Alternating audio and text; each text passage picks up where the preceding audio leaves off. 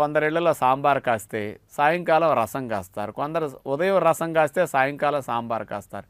ప్రతి ఇంట్లో సాంబారు రసాలు లేని ఇళ్ళు అంటే అసలు కనపడవు.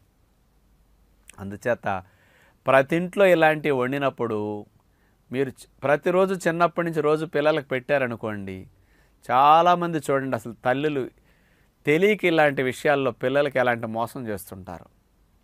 కానీ ఇది మీరు తప్పని అనుకోరు, మీకు తెలియదు కాబట్టి. 6వ నెల అన్నప్రాసం చేసిన తర్వాత బిడ్డకి వాడికి అన్నం ముట్టించడం మొదలెట్టినప్పటి నుంచి వాడికి అన్నం ఎట్లా పెడతారో తెలుసండి. తెల్లటి అన్నం తీసుకొచ్చి మెత్తగా పిసికి అందులో సాంబార్ తేట పై తీసుకొచ్చి ఆ బిడ్డకి ఇంతలో పోసి అందులో ఇంత నెయ్యో వెన్నపేసో మేగడ బాగా కలిపేసి చప్పగా చేసి వాడికి ఆ బుడ్డ నోట్లో ఇంత గోరు ముద్ద పెడతారండి. ఏ బిడ్డ అయినా